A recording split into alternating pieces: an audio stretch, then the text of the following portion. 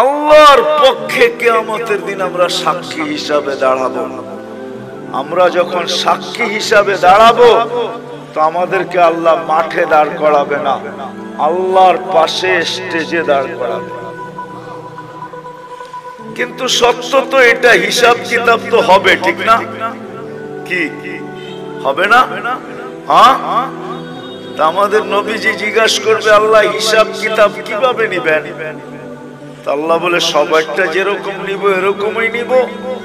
তা আমাদের নবীজি বলবে যদি সবার সামনে আমার উম্মতের হিসাব কিতাব নেন তাইলে তো আমি তো লজ্জিত হয়ে যাব, কেননা আমার উম্মত তো দুনিয়াতে গুনাহ করছে, আমি তো লজ্জায় পড়ে যাব। আল্লাহ জিজ্ঞাসা করবে তাইলে কিভাবে নিব? তো নবীজি বলবেন যে আমাকে নিতে দেন, আমি আলাদা ভাবে নেই। আল্লাহ প্রশ্ন করবে আপনাকে যদি নিতে দেই তো আপনিও তো আপনার উম্মতের গুনাহগুলা দেখবেন, তখনও তো আপনার চেহারাটা লজ্জায় ছোট হয়ে যাবে যে তোমরা আমার উম্মত হয়ে এই গুনাহ করলা, তো করলা কি করে, ঠিক না? সত্য তো? আল্লাহ জবাব দিবে বন্ধু ওয়াদা আপনার চেহারা আমি লজ্জিত করব না, বিদায় আপনার উম্মতের হিসাব কিতাব নিব আমি বটে, কারো সামনে না, আপনার সামনেও না, আমি পর্দার ভিতরে নিয়ে নিব, আপনাকেও জানতে দিব না, কাউকে জানতে দিব না। তো আমরা আল্লাহর বড় কাছের, বড় মহব্বতের, এই জন্য আমাদের বয়সটা খুব কম, কেননা আল্লাহ চান না এই উম্মত বেশি ক্লান্ত হোক, কেননা যতদিন থাকবে তত ক্লান্ত হইতে থাকবে, ঠিক না? কি বলেন? মনে হয় বুঝাইতে পারতেছি না। যত বেশি দিন থাকবো তত বেশি কি 950 বৎসর নূহ আলাইহিস সালাম ছিলেন, তো নিজেই ক্লান্তির কথা কোরআনে বলতেছেন, দাউতু কওমি লাইলাম ওয়া নাহারা, আমি 950 বৎসর রাত দিন দাওয়াত দিছি। এটা একটা ক্লান্তি না? না পরিশ্রম না? বিশাল পরিশ্রম। 950 বৎসর টানা রাত দিন। তা আমাদেরকে আল্লাহ বেশি বয়স দেন না এই জন্য যে আল্লাহ চান না আমরা বেশি পরিশ্রম করি, এই জন্য বয়স কমায় দিছেন। আমার মনে হয় আরো কম দিতে চাইছেন, কিন্তু ভাবছেন আবার এত কম দিলে কেউ আঙ্গুল উঠায় কিনা, এই জন্য 60-70 বৎসর দিছেন, বেশি দেন নাই। কোন উম্মত কতদিন থাকবে দুনিয়াতে এটা কোন নবী রসুল বলা যায় না, কিন্তু আমাদের নবীজি আইসেই বলছে তোমাদের পরিশ্রম বেশি দিন করতে হবে না। আবার এটার উপরে একটা হাদিসও প্রমাণ আছে, আল্লাহ রসুল উদাহরণ দিয়ে বুঝাইতে চাইছেন যে কেউ শ্রমিক রাখছেন সকাল থেকে জোহর পর্যন্ত, এতটুক সময়ের বিনিময় পেয়েছে। কেউ জোহর থেকে আসর পর্যন্ত, সে এতটুক সময়ের বিনিময় পেয়েছে। আর আমাদেরকে আল্লাহ সময় দিছেন আসর থেকে মাগরিব পর্যন্ত। এই জন্য হানাফি মুযাব বলে আসরের নামাজ একটু দেরি করে পড়ো, যাতে মাগরিব আর আসরের মধ্যখানে ঘন্টা খানিক সময় থাকে। এই জন্য আমরা আসর কিন্তু দেরি করে পড়ি, যেন মাগরিব আর আসরের ভিতরে সময় কম থাকে। আল্লাহ রসুল বলছে তোমাদেরকে সকাল থেকে নিয়ে সন্ধ্যা পর্যন্ত বিনিময় দেওয়া হবে। বুঝা গেল খাটাইলেনও কম, আবার বিনিময়ের গাঠটিও দিলেন বড়। গাঠটি বুঝেন? সওয়াবও দিলেন অনেক বেশি, সওয়াবও দিলেন বেশি। আল্লাহর আমাদের সাথে একটা মহব্বত আছে, মহব্বত, ভালোবাসা। অনেকগুলো প্রমাণ দেওয়া যায়, বড় বড় প্রমাণ দেওয়া যায়। চলেন দুই একটা প্রমাণ দেই, যদি বুঝে আসে। বুঝে যদি আসে তাহলে দুই একটা প্রমাণ দেই। আল্লাহ নামাজ আমাদের উপরে ফরজ করছেন, ঠিক না? হ্যাঁ, কিন্তু পড়ে কয়জন? শতকরা কয়জন পড়ে? আরে বলেন না, কয়জন? কয়জন? 5 ওয়াক্ত নামাজ শতকরা কয়জন পড়ে? হ্যাঁ, কয় পার্সেন্ট পড়ে? হ্যাঁ, 2%। কত? আমি মাইনা নিলাম 10% পড়ে। শতকরা 10 জন 5 ওয়াক্ত নামাজ পড়ে, ঠিক না? 90 জন কি করে না? কি করে না? পড়ে না। তাহলে এদের ফরজের ঘাটতি হইল না? হইল না? হইল? মনে হয় বোঝেন না আপনারা আমার কথা। ঘাটতি হইল না? হইল না? হ্যাঁ, কিন্তু আল্লাহ কতটুকু ভালোবাসে। আল্লাহ আমাদের ফরজের ঘাটতি থাকতে দিতে চান না। এই জন্য আল্লাহ সিস্টেম করছে, রমজানে 70 গুণ ফরজরে বাড়ায় দিছে। এটা কিন্তু ভালোবাসার বিনিময়। আল্লাহ চান না ফরজের ঘাটতি থাকুক, অথচ শতকরা 90 জন পড়ে না। আল্লাহ বলে তোমাদের ফরজের ঘাটতি আমি থাকতে দিতে চাই না, কেননা তোমাদেরকে ভালোবাসি। তোমাদের ফরজের ঘাটতি থাকলে, ভালোবাসার ঘাটতি থাকা দুইটা একসাথে কখনো একসাথে মিলিত হইতে পারে না। এটা শোভা পায় না যে তোমাদের ফরজের ঘাটতি থাকুক। তো আল্লাহ বলে সারা বছর ঘাটতি হোক, তাতে কিছু আসে যায় না। রমজানে 70 গুণ বাড়ায়া দিলাম ফরজ। এক রমজান পড়লে সারা বৎসরের ঘাটতি পুরা হওয়ার পরেও বিরাট বড় একটা ঘাটতি তোমাদের কাছে থেকে যাবে। মনে হয় বুঝাইতে পারি না। আল্লাহ ভালোবাসেন, এই জন্য আল্লাহ আমাদেরকে ভালোবাসেন। কয়জন শতকরা কোরআন শরীফ পড়তে পারে? শতকরা কয়জন পারে জানেন? এই মজমায় যত লোক আছে মাদ্রাসার ছাত্র ছাড়া কয়জন আমরা কোরআন পড়তে পারি? বেশিরভাগই পারি না, ঠিক না? হ্যাঁ, বুঝা গেল শতকরা 90 জনই কোরআন পড়তে পারে না। চলেন 90 জন না হোক, শতকরা 60 জন তো কোরআন পড়তে পারে না, এটা সত্য, ঠিক না? হ্যাঁ, যে কোরআন পড়তে পারে না সে কি কোরআন খতমের সওয়াব পাইতে পারে? হ্যাঁ, যে কোরআন পড়তে পারে না সে তো কোরআন খতমের সওয়াব পাইতো পাওয়াটা সম্ভব না, কেন কোরআনই তো পড়তে পারে না, খতমের সওয়াব কোত্থেকে পাবে?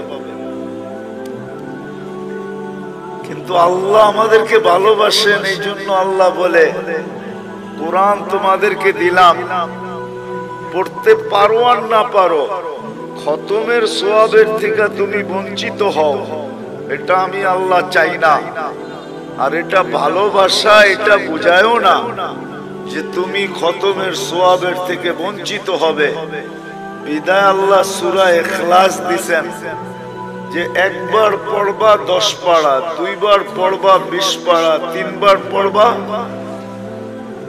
খতমের সওয়াব মিললো না? মিললো না? হ্যাঁ, মিলছে? সত্য তো? হ্যাঁ, পাক্কা? হ্যাঁ, এটা আল্লাহ ভালোবাসেন, এই জন্য আল্লাহ সূরা ইখলাস দিবেন। ইখলাস দিবেন,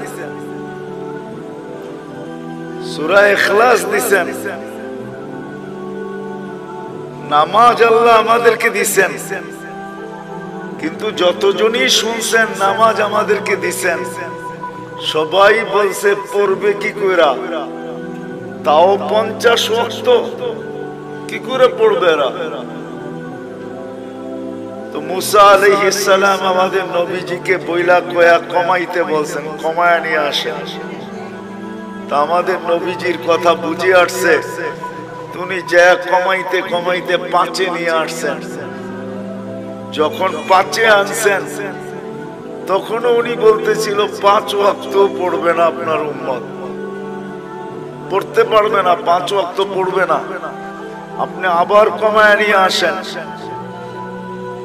কিন্তু আমাদের নবীজি বলছে আমার লজ্জা লাগে।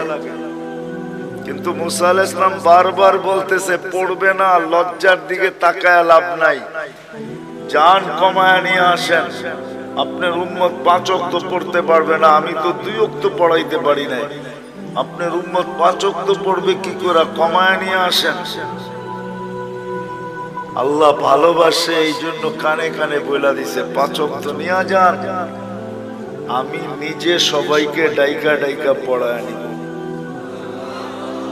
এই জন্যই কিন্তু আল্লাহ ডাইকা ডাইকা পড়ায় আমাদেরকে, যদিও আমরা পড়ি না।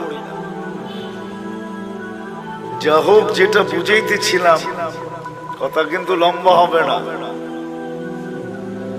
শর্টই হবে, অল্প কথা হবে, অল্প। আমাদের জীবনটা অতি ছোট, অতি। তুলনা দেখাইলাম আমি, 950 বৎসরের সামনে 60-70 বৎসর, এটা অতি ছোট, অতি। কিন্তু একটা জবাব দিলাম যে আমাদেরকে এত ছোট বয়স কেন দিলেন? এটাই প্রমাণ দিলাম যে ছোট বয়স এই জন্য দিলেন, অল্প বয়স এই জন্য দিলেন যে আল্লাহ আমাদেরকে অনেক ভালোবাসে। মানুষ কোনোদিন ভালোবাসার পাত্রকে ক্লান্ত করতে চায় না, যে ভালোবাসার পাত্র ক্লান্ত হোক, ভালোবাসার পাত্র ক্লান্ত হোক, এটা মানুষ কখনো চায় না। যখন মানুষ চায় না তো আল্লাহ কি করে চাবে? এই জন্য আল্লাহ আমাদের বয়স কমায়া দিছেন। আমাদের বয়স, ভালোবাসার লিস্টিটা যদি দেখি না যে আল্লাহ আমাদেরকে কতটুকু ভালোবাসে, কিতাবে পাই নাই, কিন্তু আমার মন বলে, মানুষের একটা মনও তো আছে না, আমার মন বলে আল্লাহ আমাদেরকে আরো কম দিতে চেয়েছিলেন মনে হয়, যে আমরা খালি দুনিয়াতে পা রাখবো আর উঠা চলে যায় সিধা জান্নাতে ঢুকবো। 60-70 বৎসরও আমাদেরকে বেশি দিয়ে দিছে। এই জন্যই কিন্তু আমাদের নবীজি আমাদেরকে বুঝাইতে চেষ্টা করছেন, বারবার বলছেন তোমাদের বয়স কম কম কম কম কম। আমার উম্মতি বাইনা 60 ও 70, 60-70 বছর আমাদের বয়স। কোন নবী কিন্তু উম্মতকে এইভাবে বলেন নাই। আমাদের নবীজি যেরকম আমাদেরকে বলছেন, কেননা আমাদের আল্লাহও যেরকম আমাদেরকে ভালোবাসেন, আমাদের নবীজিও আমাদেরকে এরকমই ভালোবাসেন। আমাদের আল্লাহও আমাদেরকে ভালোবাসেন,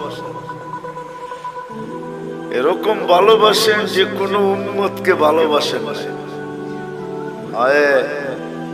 আমার মনে হয় লেবেল কেন লাগাইছেন জানেন?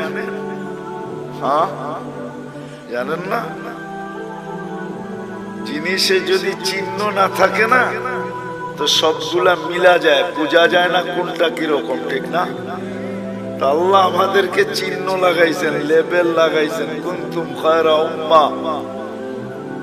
উম্মত 1.25 লক্ষ হইতে পারে, কিন্তু তোমাদেরকে মিলাইলেও মিলবে না, কারণ তোমাদেরটাই লেবেল লাগানো আর একটাও লেবেল লাগানো না। তোমরা কারোর সাথে মিলবে না। এই জন্যই তো সাহাবায়ে কেরাম জিজ্ঞাসা করছে, ইয়া রাসূলুল্লাহ, কিয়ামতের দিন আমাদেরকে কেমনে চিনবেন এত মানুষের ভিতর থেকে? আল্লাহর রাসূল বলছে, চিনবো না কেন? তোমাদের গায়ে তো লেবেল লাগানো থাকবে। ওইখানে আবার লেবেল আরেকটা হবে, ওইখানে লেবেল আরেকটা হবে, ওইখানে আবার লেবেল আরেকটা লাগায় উঠাবে। কোর মুআজ্জাল মিন আসারি সুজুদ। আল্লাহ রাসূল উপমা দিয়া বুঝাইছে যে এক ধরনের ঘোড়ার ভিতর থেকে যদি একটা ঘোড়া সাদা হয়, বা এতটুক জায়গা যদি তার সাদা হয়, তো তোমরা চিনবে? বলছি ইয়া রাসূলুল্লাহ, এটা তো সহজ, সবটি একরকম, আর এটাই শুধু আলাদা, তো এটা চিনবো না কেন? তো বলছে তোমরাও কিয়ামতের দিন লেবেল লাগায়া উঠানো হবে। তো আমাদের নবীজিও আমাদেরকে খুব ভালোবাসেন, যেমন আল্লাহ ভালোবাসেন এমন নবীজিও আমাদেরকে ভালোবাসেন। আমার মনে হয় না কোন উম্মত, কোন নবী রাসূল তার উম্মতকে এতটুকু ভালোবাসেন। আমাদের নবীজি আমাদেরকে, আমরা যদিও ভালোবাসি না, আমরা শুধু বলি বাসি, আমরা বলি মুখ দিয়া যে নবীকে ভালোবাসি, কিন্তু ফতোয়া দিলে আবার উল্টা হয়ে যাবে। জানি না এলাকার মানুষ সইতে পারবেন কিনা, বলে ফেলবো? হ্যাঁ জিও, বুঝেন? কিন্তু আব্দুল কাদের জিলানী রহমতুল্লাহ আলাইহি লেখছেন ফাতহুর রব্বানির ভিতরে, ওনার একটা কিতাব আছে ফাতহুর রব্বানি, ওটার ভিতরে উনি লেখছেন লিসানুকা মুমিন কলবুকা মুনাফিকুন। তোর জবানটা তো মুসলমান, তোর দিলটা তো মুনাফিক। আমরা মুখে তো বলি মোহাব্বত করি নবীকে, কিন্তু আসলে দিলে মোহাব্বত করি না। এই জন্য আমাদের মুখটা মুসলমান হইতে পারে, কিন্তু দিলটা আমাদের মুনাফিক।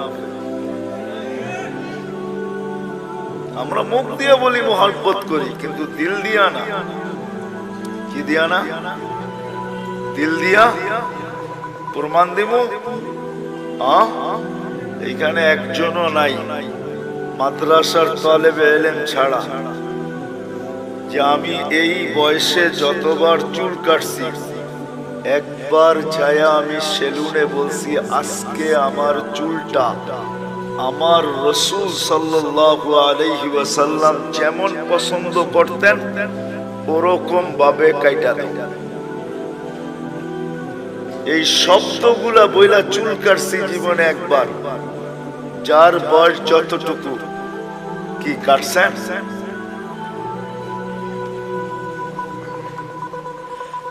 কয়জন কাটছি?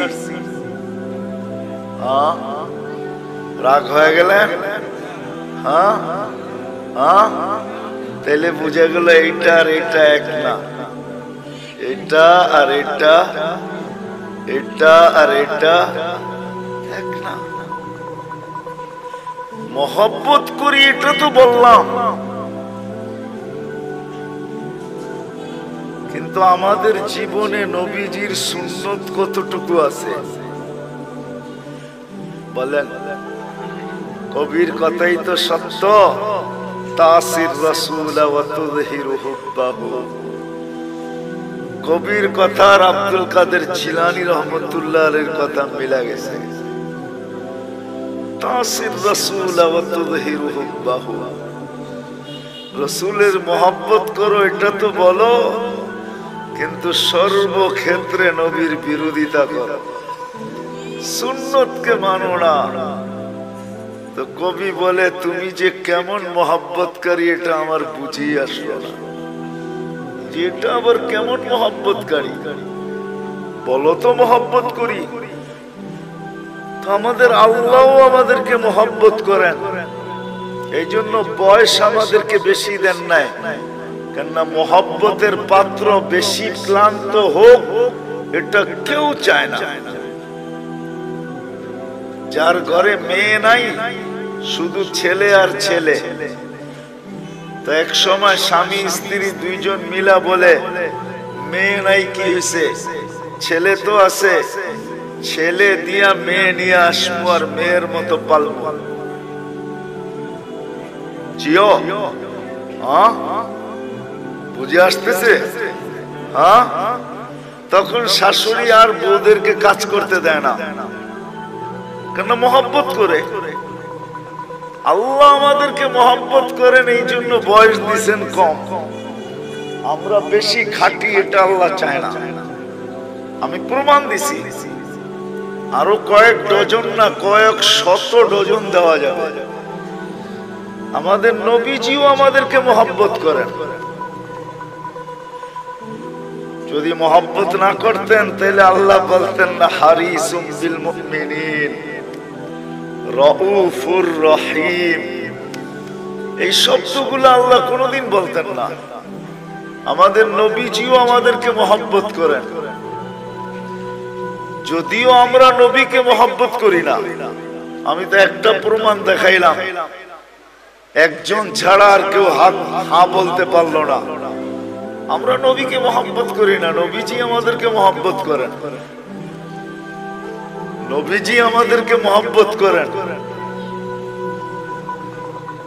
মনে হয় নিজের আপন জনকেও এতটুকু মহব্বত করেন নাই যতটুকু উম্মতকে মহব্বত করতেন, করতেছেন, করবেন। নবীজি আমাদেরকে মহব্বত করতেন, এখনো করতেছে আর করবে। মহব্বত উম্মতকে। চলেন একটা মোটা উদাহরণ দিই, যদি বুঝে আসে। তাও হাদিস থেকে বানায় না। আমাদের দেশে কয়েকদিন আগে ইউনিয়ন পরিষদের ইলেকশন গেছে, ঠিক না? আপনাদের এখানে গেছে? ইলেকশন তো হয়, ঠিক না? না হয় নাই? সারা বাংলাদেশে গেছে, আপনাদের এখানে হয় নাই? মানে মেয়র ইলেকশন হয়েছে, ঠিক না? ইউনিয়ন পরিষদ হয় নাই। বাংলাদেশে ইউনিয়ন পরিষদের চেয়ার পাওয়ার জন্য মানুষ মরতে রাজি, মারতে রাজি। সারা বাংলাদেশে ইউনিয়ন পরিষদের ইলেকশনে বহুত লোক এবার মারা গেছে, এমনকি প্রার্থী পর্যন্ত মারা গেছে, শুধু ইউনিয়ন পরিষদের একটা চেয়ার পাওয়ার জন্য। আর আমাদের নবীজিকে যতদিন থেকে আল্লাহ নবুয়তের ঘোষণা দিয়েছেন, অতদিন থেকেই বলতে বলতে আসতেছেন, বন্ধু আপনার জন্য একটা চেয়ারও রাখছি। ওই চেয়ারটার নাম হইল মাকামে মাহমুদ। কি? ওই চেয়ারটার উপরে আর একটা চেয়ার আছে, আর কোনো চেয়ার নাই। ওটা হলো আল্লাহর কুরসি। আর কুরসির নিচে শুধু একটাই চেয়ার আছে, ওটার নাম মাকামে মাহমুদ। আল্লাহর রাসূল সাল্লাল্লাহু আলাইহি ইসলামের চেয়ারের নিচে আর কোনো চেয়ার নেই। আল্লাহ দুইটা চেয়ারই বানাইছেন, একটার নাম কুরসি, একটার নাম মাকামে মাহমুদ। কিয়ামতের দিন নিয়ে যাওয়া হবে, চেয়ারও লাগানো হবে। আল্লাহর রাসূলও চেয়ারের কাছে যাবেন, আল্লাহও বলবেন ডাইন পাশে রাখা হবে আল্লাহ, আর বলবে বন্ধু বসেন, কিন্তু আল্লাহর রাসূল চেয়ারে বসবেন না। প্রতি উত্তরে বলবেন আমি যদি বসি তাহলে আমি যে ভালোবাসি আমার পিপাসিত উম্মতকে যে আমি ভালোবাসি, আমার এই পিপাসিত ভালোবাসার পিপাসিত উম্মতকে কে পানি পান করাবে? বিদায় আমি বসবো না। আমি তো হাউজে কাউসারে যাব, নিজের হাতে উম্মতকে পানি পান করাবো, আর উম্মতকে বলে দিব লা তাজমান বাদাহা আবাদা, আর কোনদিন তুমি পিপাসিত হবে না। শুধু পানি পান করাবে, এখানেই শেষ না। আরেকটা দেখাইতেছি ভালোবাসা। নাইলে চেয়ারে না বসা মানুষ চেয়ার পাওয়ার জন্য মরতে রাজি, মারতে রাজি। আর নবীজির জন্য চেয়ার রাখা আছে আল্লাহর পাশে। হায় হায় হায়, বলবে আমি মিজানের কাছে যাব, আর যা নিজের চোখে দেখবো উম্মতের পাল্লা সামনে ঝুঁকে না পিছে ঝুঁকে। শুধু দেখবো না, আপনি যে আমাকে প্রতিশ্রুতি দিছেন ওইগুলা ওই পাল্লার কাছে দাঁড়ায় আমি প্রতিশ্রুতিগুলা বাস্তবায়ন করব। আপনি আমাকে প্রতিশ্রুতি দিছেন, আমি চাইলেই নাকি দিবেন। তো পাল্লা যখন সামনে ঝুঁকবে না, তো আমি চাবো, উম্মতের জন্য চাওয়ার হাত আপনার সামনে উঠায় দিব। আপনি প্রতিশ্রুতি দিছেন সুপারিশ করলে কবুল করবেন। আপনি প্রতিশ্রুতি দিছেন সাউফা ইউতিকা রাব্বুকা ফাতারদা, আমাকে রাজি করে ছাড়বেন। উম্মতের পাল্লা সামনে না ঝুঁকলে আমি রাজি হব না, না, না, না, না। আপনি প্রতিশ্রুতি দিছেন লা ইউখজিকা ফি উম্মতি, উম্মতের ব্যাপারে আমাকে লজ্জিত করবেন না। কিন্তু যদি পাল্লা সামনে না ঝুঁকে, তো ফেরেশতা তো ঘোষণা দিয়া দিবে, অমুকের উম্মত নাম এটা, বাবার নাম এটা, চিরদিনের জন্য অসফলতার চেহারা দেখা ফেলছে। তো আমার মুখটা থাকবে তো থাকবে কোথায়? ওই সময় আপনার কাছে আমি বলবো, পাল্লা যদি না ঢোকে তাইলে তো আমার চেহারা মলিন হয়ে যাবে। আপনি তো ওয়াদা করছেন আমার চেহারাকে মলিন হইতে দিবেন না। তো আমি পুলসিরাতের মিজানের ওইখানে ছুটবো, আমি চেয়ারে বসবো না, ওইখানেই শেষ না, বলবে আবার পুলসিরাতে দৌড়াইতে থাকবো। ওইখানে যে দেখবো পার হতে পারলো কি পারলো না। তো আমি যদি পার হতে না পারে, তো আমি দুরুদের গাঠি মাথায় দিয়া পার করায় দিব। চেয়ার আমার মাইনা নিলাম, কিন্তু আমি বসবো না, না, না, না। এটা হলো ভালোবাসার ফল। ওই দিন, যেই দিন সমস্ত নবী রাসূল নফসি নফসি বলতে থাকবে, কোন নবী নিজের মাকেও চাবে না। কিতাবে পাওয়া যায় মুসা আলাইহিস সালাম তো বলেই ফেলবে, লা আসআলুকা উম্মি ওয়ালা আসআলুকা উখতি, আজকে মাকেও চাই না, বোনকেও চাই না, আসআলুকা নফসি, আপনি আমাকে বাঁচায় দেন। কেমন ভালোবাসাটা আমাদেরকে বাঁচতে। বিদায় আবার শুরুতে চলে যেতেছি। আমাদের জীবনটা অতি কি মনে আছে? অতি ছোট। আর ছোট এই জন্য যে আমরা আল্লাহর ভালোবাসার পাত্র। বিদায় আল্লাহ বেশি পরিশ্রম আমাদের দ্বারা চান। শুধু আল্লাহর ভালোবাসার পাত্র না, আমরা নবীজিরও ভালোবাসার পাত্র। আমাদের নবীজি উম্মতকে বড় ভালোবাসতেন, সত্য এটাই। কিন্তু এটাও বলছি আমি, আফসোসের বিষয়, উম্মত শুধু মুখে ভালোবাসে, মনে ভালোবাসে। শুধু মুখে কি করে? নবীকে মুখে ভালোবাসে, মনে ভালোবাসি না। মনে আমরা ভালোবাসি না। মনে যদি ভালোবাসতাম,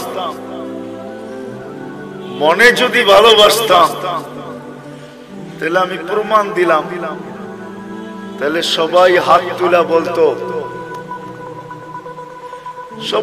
তুলা বলতো, নবীর আদর্শের থেকে দূরে কেউ সরতো না। কেননা এটাই তো সত্য, যে যাকে ভালোবাসে তার অনুসরণ অনুকরণ তার কাছে মজা লাগে। কি লাগে না? না লাগে না? তা আমরা যদি ভালোবাসি, তা আমরা তো অনুসরণ অনুকরণ নাই, আছে নাকি? হ্যাঁ, কি বলেন? শতকরা কয়জনের ভিতরে আছে? আপনি জুব্বা পড়েন দেখি কি সবাই পড়ে নাকি? আপনি দাড়ি রাখছেন দেখি সবাই দাড়ি রাখে নাকি? অথচ দাড়ি তো নবীজি নিয়ে আসছে আমাদেরকে জান্নাতের টিকিট দেওয়ার জন্য। এই উম্মতকে দাড়ি দিছে জান্নাতে যাওয়ার জন্য। অন্য উম্মতকে কেন দিছে এটা আমি জানি না। এই উম্মত দাড়ি দেখায়া জান্নাতে যাবে। কোথায়? কি দেখায়া? দাড়ি দেখায়া চলে যাবে। দাড়ি দেখায়া এই উম্মত দাড়ি দেখায়া জান্নাতে চলে যাবে। তাফসীরের কিতাবে এটা পাওয়া যায়। মুসা আলাইহিস সালামের ব্যঙ্গ করত একটা লোক, এটার নাম সামেরি ছিল। সামেরি মুসা আলাইহিস সালামকে ব্যঙ্গ করত। ব্যঙ্গ বোঝেন তো? ব্যঙ্গ করত নকল করা দ্বারা। পাগড়ি ওরকম, চুল ওরকম লম্বা, দাড়ি ওরকম, জুব্বা ওরকম, লাঠি এরকম, চলার ঢং এরকম, কথা এরকম, সারাদিন পিছে লেগে থাকতো আর মুসা আলাইহিস সালামকে খেপাইতে থাকতো। কিন্তু ঈমান আনে না। সে ফেরাউনের দলের লোক ছিল। যখন ফেরাউনকে আল্লাহ ডুবায় মারে, তো সামেরিকে আল্লাহ ডুবান নাই। তো যখন উঠা আসছে, তো মুসা আলাইহিস সালাম বলতেছে, আল্লাহ, ফেরাউন আমার বিরুদ্ধে ছিল বটে, কিন্তু এইটার মতো না। এটারে কেন বাঁচাইলা? এটারে কেন কেন এটারে বাঁচাইয়া দিলেন? ও তো সারাদিন পিছে লেগে থাকে আর আমাকে ব্যঙ্গ করতে থাকে আর আমাকে খেপাইতে থাকে। ওরে ডুবাইলেন না কেন? আল্লাহ বলে, ডুবাইতে চাইছিলাম, কিন্তু লজ্জা পায়া গেছি। আপনার মতো চুল দেখা, দাড়ি দেখা, জুব্বা দেখা, পাগড়ি দেখা, লাঠি দেখা, অঙ্গি ভঙ্গি দেখা লজ্জা পায়া গেছি, এই জন্য ডুবাই নেয়। তো মুসা আলাইহিস সালামের অনুকরণ করে যদি ডুবার থেকে সামেরি বাঁচতে পারে, তো আমরা দাড়ি দিয়া জান্নাতে কেন যেতে পারবো না? কি বলেন? আরে বুঝে আসছে?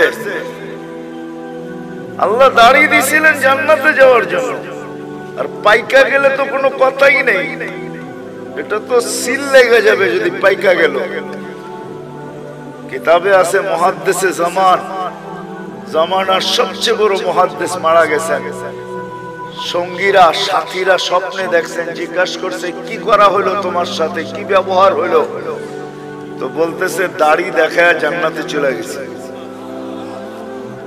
দাড়ি দেখায় মানে? আল্লাহ জিজ্ঞাসা করছিল, ওই বুইরা কি নিয়ে আসছস? আমার হাদিস মনে উঠছে, আমিও বইলা ফেলছি, দাড়ি নিয়ে আসছি আর কিচ্ছু নিয়ে আসি না। আল্লাহ জিজ্ঞাসা করছে, রাগ হইয়া শুধু দাড়ি? আমিও ডাইটা বলছি, কেন আপনি বলেন নাই জিবরিল আলাইহিস সালামকে? জিবরিল আলাইহিস সালাম বলেন নাই আমাদের নবীজিকে? আমাদের নবীজি কি বলে নাই সাহাবাকে? সাহাবা কি বলে নাই তার ছাত্রকে? সে কি বলে নাই তার ছাত্রকে? সেই তো আমার ওস্তাদ, সে তো আমাকে বলছে আপনি নাকি সাদা দাড়ি দেখলে লজ্জা পান। এইখানে তো আইসা দেখি উল্টাটা, সাদা দাড়ি বলতে দেরি, আপনি চোখ বড় বড় করতে দেরি করেন নাই। তা আল্লাহ হাইসা দিয়া বলে, সবাই সত্য বলছে, আমিও সত্য বলছি, মাফ করে দিলাম, যা। এই উম্মতকে তো আল্লাহ দাড়ি দিয়েছেন জান্নাতে যাওয়ার জন্য, কিন্তু এই উম্মত সারা দিন দাড়ি কাটে, ঠিক না? কি রাখে কয়জন আর কাটে কয়জন? ঠিক না? সত্য তো? আমি কিন্তু আবার পিছনে চলে যেতেছি। আমাদের জীবনটা অতি ছোট, কারণ এটাই যে আল্লাহ আমাদেরকে অনেক ভালোবাসে। যেমন আল্লাহ আমাদেরকে ভালোবাসেন, আমাদের নবীজিও আমাদেরকে এরকম ভালোবাসেন, যার কারণে আমাদের জীবনটা ছোট। কেন? ভালোবাসার পাত্র বেশি পরিশ্রম করুক, এটা কোনোদিন চায় না। যে ভালোবাসে সে চায় না ভালোবাসার পাত্র বেশি পরিশ্রম করুক, এটা চায় না। বিদায় আমাদের নবীজিও চায় না, আল্লাহও চায় না আমরা লম্বা জীবন পাই। আর একটা কারণও আছে, কিন্তু হাদিস মনে উঠলো এই জন্য বলতেছি। আমরা যে বেশি পরিশ্রম না করি এটার একটা প্রমাণ দিতেছি বয়সের হাদিস দিয়া। এই উম্মতের বয়সের অনেক দাম। 40-এ যখন পা দেয়, তো এই উম্মতের তিনটা রোগ আর হয় না। 15 থেকে নিয়ে 40 পর্যন্ত যদি এই উম্মত আল্লাহ আল্লাহর রাসূলকে মানা অবস্থায় পা দিল 40-এ, তো তিনটা কঠিন রোগ আর হবে না। শ্বেত রোগ হবে না, পাগল হবে না, কুষ্ঠ রোগ হবে না। 50-এ যখন পা দিবে তখন আর কঠিন হিসাব হবে না। 60-এ যখন পা দিবে তো ফেরেশতা তাকে ভালোবাসতে শুরু করবে। 70-এ যখন পা দিবে তো আল্লাহ এই ব্যক্তির আল্লাহর কাছে চলে যাক, এটা আল্লাহ আকাঙ্ক্ষা করবে যে এখন তুমি আমার কাছে চলে আসো। 80-তে যখন পা দিবে, ভালোবাসা দেখাইতেছি কিন্তু ভালোবাসা, 80-তে যখন পা দিবে তা আল্লাহ বলবে গুনাহ লেখো না, কেননা 70-এর উপরে পার হয়ে গেছে, তো ভালোবাসা আটটু বেড়ে গেছে, ঠিক না? আরে হইল নাকি? গুনাহ লেখো না, গুনাহ লেখা হয় না। 90-তে যখন পা দেয়, 90-তে 90 বছর বয়সে পা দিয়া ফেলছে, তা আল্লাহ বলে আগে পিছের গুনাহ আর রাখো না। এটা কি ভালোবাসার প্রমাণ যে আল্লাহ কত ভালোবাসে। আগে পিছের গুনাহ মাফ। আল্লাহ বলে পিঠে লেখা দাও, এটা আল্লাহর কয়েদি আল্লাহর জমিনে এখনো রাখা আছে। আল্লাহ আমাদেরকে ভালোবাসেন, এই জন্য আমাদের বয়স কম। রাসূলুল্লাহ সাল্লাল্লাহু আলাইহি ওয়াসাল্লাম আমাদেরকে কি বাসেন? আমাদেরকে ভালোবাসেন। কিন্তু আফসোস এই জায়গায় যে আপনি আর আমি কতটুকু ভালোবাসি। এই জন্যই আবারও বলতেছি, আমাদের জীবনটা অতি আমরা দোনো দিক থেকে ভালোবাসার পাত্র। দোনো দিক থেকে, দোনো দিক বুঝেন? আল্লাহর পক্ষ থেকেও আমরা ভালোবাসার পাত্র, আমাদের নবীজির পক্ষ থেকেও আমরা ভালোবাসার পাত্র। চলেন একটা হাদিস মনে উঠলো, শুনাই। যদিও কিয়ামতের দিন আমাদেরকে আল্লাহ দাঁড় করাবে না, কোথায়? কিয়ামতের মাঠে আল্লাহ আমাদেরকে দাঁড় করাবে না। আমরা কিয়ামতের মাঠে ইনশাআল্লাহ দাঁড়াবো না। বলেন ইনশাআল্লাহ আমরা কিয়ামতের মাঠে দাঁড়াবো না। আমাদেরকে এর জন্য আল্লাহ স্টেজ বানাবে আল্লাহর পাশে। ওই স্টেজে আমরা দাঁড়াবো, ওই স্টেজে দাঁড়াবো আমরা। আমি তো 1 ডজন অনেক দেখাইতে পারি, কিন্তু আমি জানি না ওলামারা আমার সাথ দিবে কি দিবে না। জালালউদ্দিন সুয়ুতী রহমতুল্লাহ আলাইহি লেখেন, আমাদেরকে আল্লাহ স্টেজে দাঁড় করাবে। কেননা কোরআন বলে শুহাদা আলান নাস, আমরা কিয়ামতের দিন আল্লাহর পক্ষে সাক্ষী হিসাবে দাঁড়াবো। কার পক্ষে? আল্লাহর পক্ষে কিয়ামতের দিন আমরা সাক্ষী হিসাবে দাঁড়াবো। আমরা যখন সাক্ষী হিসাবে দাঁড়াবো তো আমাদেরকে আল্লাহ মাঠে দাঁড় করাবে না, আল্লাহর পাশে স্টেজে দাঁড় করাবে। কিন্তু সত্য তো এটা, হিসাব কিতাব তো হবে, ঠিক না? কি হবে না? তা আমাদের নবীজি জিজ্ঞাসা করবে, আল্লাহ হিসাব কিতাব কিভাবে নিবেন? তা আল্লাহ বলে সবাইটা যেরকম নিব এরকমই নিব। তা আমাদের নবীজি বলবে, যদি সবার সামনে আমার উম্মতের হিসাব কিতাব নেন তাহলে তো আমি তো লজ্জিত হয়ে যাব, কেননা আমার উম্মত তো দুনিয়াতে গুনাহ করছে, আমি তো লজ্জায় পড়ে যাব। তা আল্লাহ জিজ্ঞাসা করবে, তাইলে কিভাবে নিব? তো নবীজি বলবেন যে আমাকে নিতে দেন, আমি আলাদা ভাবে নেই, আল্লাহ প্রশ্ন করবে, আপনাকে যদি নিতে দেই তো আপনিও তো আপনার উম্মতের গুনাহগুলা দেখবেন, তখনও তো আপনার চেহারাটা লজ্জায় ছোট হয়ে যাবে যে তোমরা আমার উম্মত হয়ে এই গুনাহ করলা, তো করলা কি করে, ঠিক না? সত্য তো? আল্লাহ জবাব দিবে, বন্ধু ওয়াদা আপনার চেহারা আমি লজ্জিত করব না, বিদায় আপনার উম্মতের হিসাব কিতাব নিব আমি বটে, কারো সামনে না, আপনার সামনেও না, আমি পর্দার ভিতরে নিয়ে নিব, আপনাকেও জানতে দিব না, কাউকে জানতে দিব না। বিদায় আমি শেষ জায়গায় চলে আসছি। জীবনটা আমাদের অতি আমরা দুনো দিক দিয়ে ভালোবাসার পাত্র। আমি কি বুঝাইতে পারলাম? দুনো দিক দিয়ে আমরা ভালোবাসার পাত্র। বিদায় আমাদের এই ছোট জীবনটাকে সুরক্ষিত করতে হবে, এটাই আল্লাহর দাবি। তুমি তোমার ছোট জীবনটাকে সুরক্ষিত করো, হেফাজত করো, সুরক্ষিত করো, তোমাদের কাছে এটা দাবি। সুরক্ষিত করো তোমরা তোমাদের জীবনটাকে, কেননা সুরক্ষিত করা, হেফাজত করা আমাদের প্রত্যেক নর নারী, যুবক বৃদ্ধ সবার কাছে আল্লাহর দাবি হলো। বাচ্চার কথা ভিন্ন, পাগলের কথা ভিন্ন, বাকি সবার কাছে আল্লাহর দাবি হলো এই ছোট জীবনটাকে সুরক্ষিত করো, যেটাকে হেফাজত বলে। যে জীবনটাকে সুরক্ষিত করবে, যে জীবনটাকে সুরক্ষিত করবে, যে জীবনটাকে সুরক্ষিত করবে, যে জীবনটাকে সুরক্ষিত করবে, হেফাজত করবে যে জীবনটাকে, কসম খোদার, আল্লাহ যে আমাদেরকে ভালোবাসেন, আল্লাহর রাসূল যে আমাদেরকে ভালোবাসেন, যে সুরক্ষিত করবে,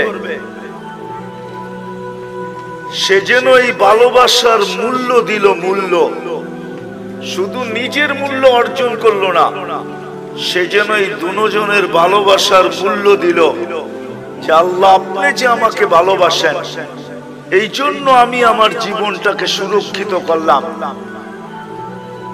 রাসূলুল্লাহ সাল্লাল্লাহু আলাইহি ওয়াসাল্লাম যে আমাদেরকে ভালোবাসেন, দুজনেরই দাবি আমাদের কাছে যে এই জীবনটাকে সুরক্ষিত করো। সত্য এটাই যে সুরক্ষিত করা যাবে, আল্লাহ আল্লাহর রাসূলের ভালোবাসার যেরকম মূল্য হবে, এরকম যে সুরক্ষিত করা যাবে, সেও আল্লাহ আল্লাহর রাসূলের কাছে বড় মূল্যের পাত্র হবে, বড় মূল্যায়নের পাত্র হবে, বড় মূল্যায়নের পাত্র। নাইলে আল্লাহর রাসূল এই কথা কোনোদিন বলতেন না। কেমন মূল্যায়নের পাত্র, হায় কেমন মূল্যায়নের পাত্র। একটা হাদিসের দিকে তাকাইলে বোঝা যায় আল্লাহর রাসূল বলছেন, তোমরা কেমন মূল্যায়নের পাত্র হবে একটু শোনো। ইয়াস্তাকবিলুনি উম্মতি রব্বি, জান্নাতের গেটে আল্লাহ সর্বপ্রথম তোমাদেরকে স্বাগত জানাবে। জান্নাতীরা আল্লাহকে দেখবে বটে, দেখবে, কিন্তু আমাদের মতো সর্বপ্রথম দেখবে না। আমরা তো জান্নাতে ঢুকার আগে আমরা আল্লাহকে দেখি, আল্লাহ আমাদের ইস্তেকবাল করবে। তাইলে একটু ভাবেন কেমন মূল্যায়ন, যে আল্লাহ গেটে আমাদেরকে স্বাগত জানাবে। নাহলে আল্লাহ রাসূল কেন বললেন ইয়াস্তাকবিলুনি উম্মতি রব্বি, আমার রব আমাকে আর আমার উম্মতকে জান্নাতের গেটে স্বাগত জানাবে। কেমন মূল্যায়ন, কেমন মূল্যায়ন।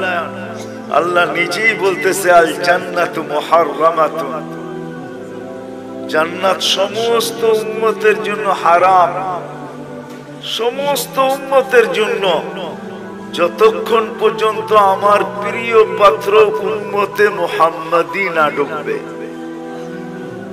আমরা যতক্ষণ পর্যন্ত না ঢুকবো, কোন উম্মতের জান্নাতে ঢোকার কোনো অনুমতি নাই। চাই জান্নাতের ফয়সালা তার জন্য যতই হোক না কেন তাকে অপেক্ষা করতে হবে, এটাই আল্লাহর ঘোষণা। তাইলে পাবেন আমরা কতটুকু মূল্যবান। বিদায় আসেন এই সম্মেলন থেকে। আমার পরেও তো বক্তারা আসবে, কথা ওনারাই শোনাবে। আমি যদিও ওয়াদা ছিল চলে আসছি, বহুত দূর থেকে ঢাকা আসছি, ওইখান থেকে এখানে আসছি।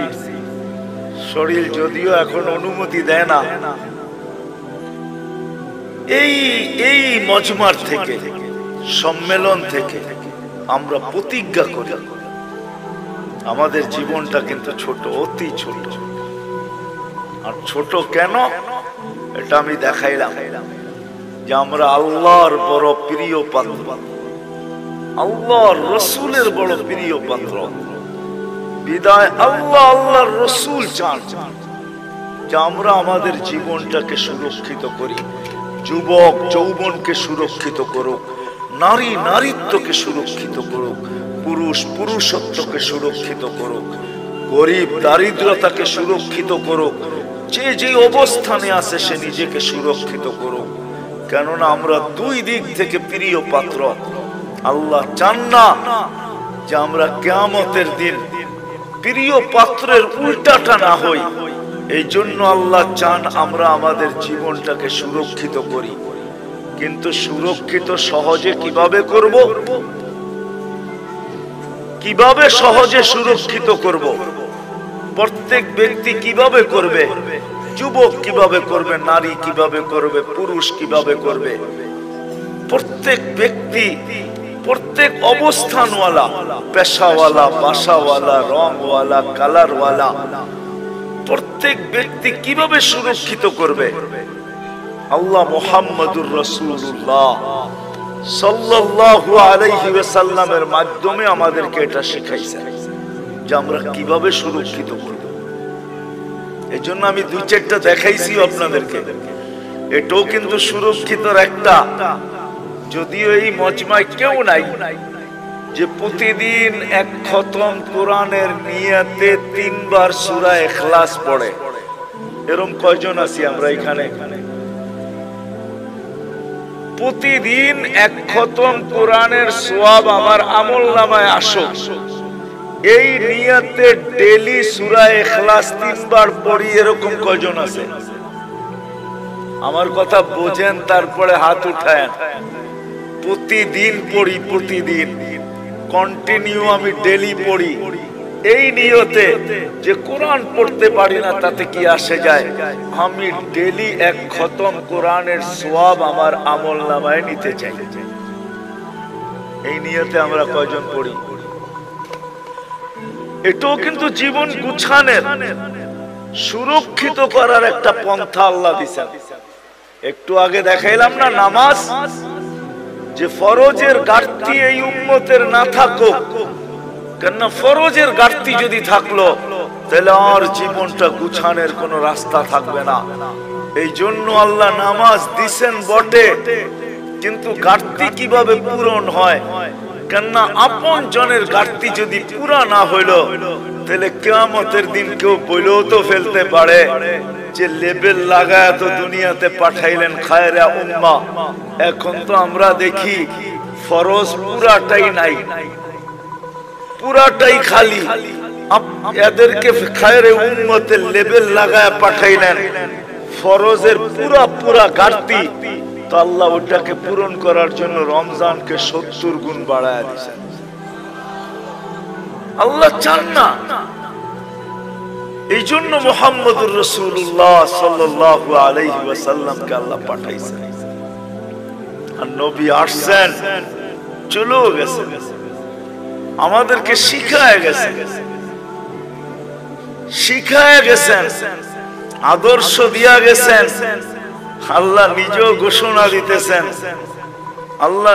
ঘোষণা দিতেছেন, লাকাদ কানা লাকুম ফি রাসূলিল্লাহি উসওয়াতুন হাসানাহ। আল্লাহ নিজেও ঘোষণা দিতেছেন ওয়া ইন তুতিউহু তাহতাদু। আল্লাহ নিজেও ঘোষণা দিতেছেন, মান আতা আর রাসূল ফাকাদ আতা আল্লাহ। আল্লাহ নিজেও ঘোষণা দিয়ে বুঝাইতে চাইতেছেন, ইন কুনতুম তুহিব্বুনাল্লাহ, তুমি বলো আল্লাহকে ভালোবাসো, প্রমাণ কি? তো আল্লাহ প্রমাণও বুঝিয়ে দিতেছেন আমাদেরকে, ইন কুনতুম তুহিব্বুনাল্লাহ ফাত্তাবিউনি, আমার বন্ধুর অনুসরণ অনুকরণ করো। আসেন এই মজলিস থেকে আজকে আমরা সবাই ওয়াদা করি যে আমার এই ছোট জীবনটা, যেটা অতি ছোট, দুই দিক দিয়েই আমরা মহব্বতের ভালোবাসার পাত্র, আমি এটাকে সুরক্ষিত করতে চাই। আল্লাহ আল্লাহর রাসূলের, রাসূলুল্লাহ সাল্লাল্লাহু আলাইহি ওয়াসাল্লামের অনুগত্যের মাধ্যমে, আদর্শের মাধ্যমে, রাসূলুল্লাহ সাল্লাল্লাহু আলাইহি ওয়াসাল্লামের সুন্নতকে মানার মাধ্যমে। নাইলে বড় ব্যথা পাবেন, কিন্তু বড় ব্যথা। কোরআনের এক আয়াত আমাকে বুঝায় যে আল্লাহর রাসূল কত বড় ব্যথা পাবেন, যেই ব্যথার পরে আল্লাহর রাসূল চিৎকার দিয়া বলবেন, কওমি ইত্তাখাযু হাদাল কুরআনা মাহজুরা। বড় ব্যথা পায় আমাদের বিরুদ্ধে মোকদ্দমা দায়ের করে দিবে। বড় ব্যথা পায়, কিন্তু বড় ব্যথা, বড় ব্যথা পাবে। হাদিসও আছে, হাউজের কাউসারের কাছে যাবেন, পানি পান করার জন্য যাবে, কিন্তু দিলে এতটুকু ব্যথা পাবে, দেখা চেহারা দেখে এতটুকু ব্যথা পাবে যে চিৎকার দিয়া বলবে, সুকান সুকান লিমান গায়্যারা বাদি। অথচ যে রাসূল উম্মতকে এত ভালোবাসতেন, আরবির সাথে সম্পর্ক নাই তো, এই জন্য জানি না যে আল্লাহ রাসূল আমাদেরকে কতটুকু ভালোবাসতেন, কতটুকু ভালোবাসতেন। নাইলে আল্লাহ হারিসুম বিল মুমিনিনা রাউফুর রহিম বলতেন না। রাউফ এটা আল্লাহর সিফাত, রহিম এটা আল্লাহর সিফাত। আল্লাহ দুটোটা বন্ধুকে দিয়া দিয়েছেন, কতটুকু উম্মতকে ভালোবাসতেন। এই জন্য আসেন আজকে ওয়াদা করি যে আমরা আমাদের এই ছোট জীবনটাকে আল্লাহর রাসূলের মানার মাধ্যমে, এর আদর্শকে মানার মাধ্যমে সুরক্ষিত করব। কি রাজি? ওয়াদা পাক্কা? কিন্তু কিন্তু এটা শিখতে হবে। তাইলে আল্লাহর রাসূলের আদর্শ শিখতে হবে। কিন্তু আপনি যদি বলেন, এইখানেও একটা প্রশ্ন আছে, আপনি যদি বলেন যে আমি সবগুলা পুরা করতে পারবো, তো পারবো কি করে? এই জন্য ভালোবাসার বিকাশ কিন্তু এটা আল্লাহর রাসূল কমায়া দিয়েছেন, আল্লাহ কমায়া দিয়েছেন বন্ধুর মাধ্যমে। আল্লাহর রাসূল বলেছে, লাউ উমিলা উশরা মা উনসিলা বিলানাজা, তোমরা যদি 100 ভাগের 10 ভাগও করে দেখাইতে পারো, তো আল্লাহ তোমাদেরকে 1-এ 10, 10-এ 100, 100 নাম্বার দিয়ে তোমাদেরকে পাস করায় দিবে।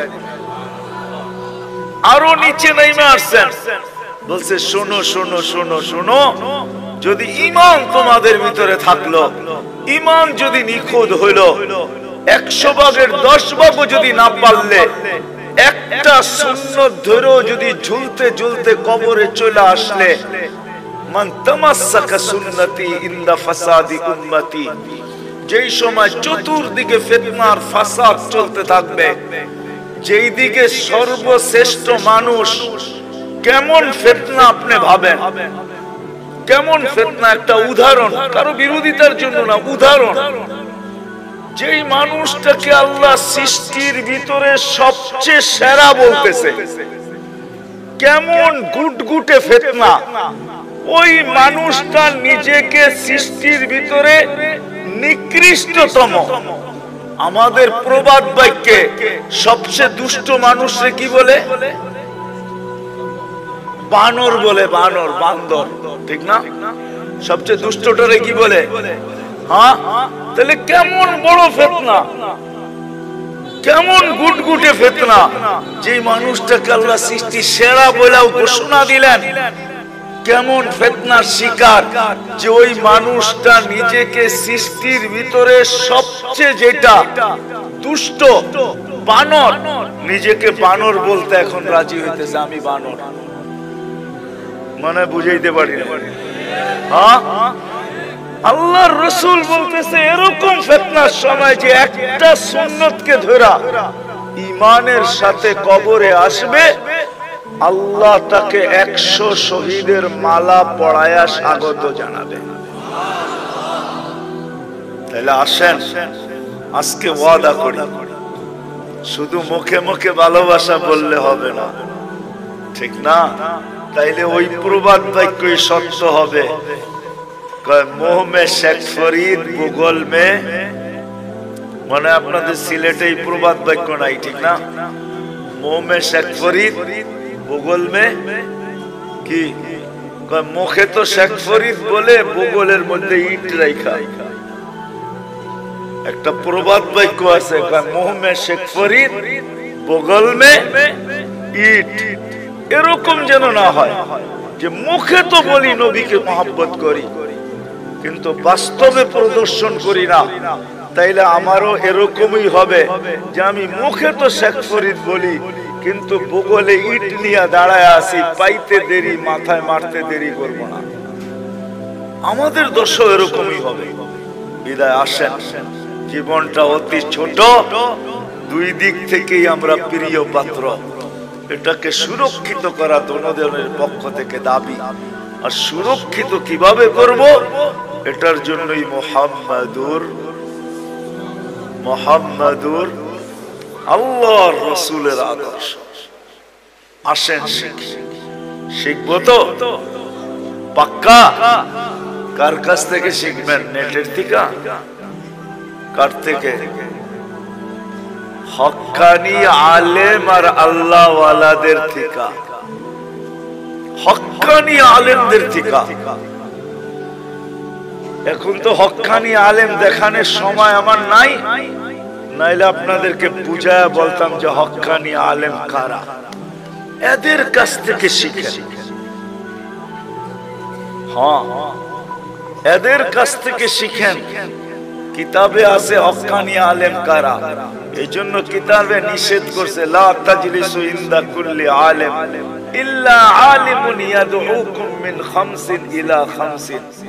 5 জিনিসের থেকে 5 জিনিসের দিকে যারা ডাকে তোমাদেরকে, এরা হলো হক্কানি আলেম।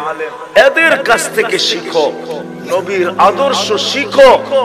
কেননা দুনিয়াটা ছোট হয়ে আসতেছে, কার মৌত কখন হবে। কেননা কিয়ামতের আগে আল্লাহর রাসূল বলছেন, কিয়ামতের আগে আল্লাহর রাসূল বলছেন মানুষের অপমৃত্যুর হার বেড়ে যাবে। হার, অপমৃত্যু বুঝেন? হঠাৎ মৃত্যুর হার বেড়ে যাবে। এখন সারা দুনিয়া দেখলে দেখা যায় প্রতিদিন 75% মানুষ, 3 থেকে 4 লক্ষ মানুষের ভিতর থেকে 75% মানুষ হঠাৎ মৃত্যু হয়। হঠাৎ, এটা কিয়ামতের নিদর্শন। কখন আমরা মারা যাব জানি না। এই জন্য হক্কানি আলেমদের কাছ থেকে শিখে, এটাও একটা বাগান। হক্কানিয়াতের একটা বাগান হলো এটা জামিয়া ইসলামিয়া লুৎফাবাদ, এটাও একটা বাগান। এরকম সিলেটে হাজারো বাগান আছে, হাজারো, একটা দুইটা না। সিলেট বোর্ডালারা বলতে পারবে কত বাগান আছে সিলেটে। সিলেট বোর্ড যেটা, এরা বলতে পারবে ছোট বড় কত বাগান আছে সিলেটের ভিতরে। এদের কাছ থেকে শিখি, একটা সুন্নত হইল নিজের সম্বল বানাই। আমি তো যুবকদেরকে বলি যে তুমি জীবনে একবার হলো চুল কাইটা নিজের কাছে রাখো, কিয়ামতের দিন যখন দেখা হবে তো বলার সুযোগ হবে যে আমি একদিন আপনার স্টাইলে চুল কাটছি, আমাকে কি দিবেন দেন। হাত পাতার সুযোগ হবে। আর যদি একদিনও না কাটলো তো হাত পাতবে তো পাতবে কি করে, ঠিক না? কি হ্যাঁ, কি বলেন? কি করে হাত পাতবে? এই জন্য তো আমি বলি আসেন হক্কানি আলেমদের থেকে শিখি। আর সবচেয়ে বড় কথা যেটা একের ভিতরে 100, আজকের থেকে নামাজ কেউ ছাড়বে না।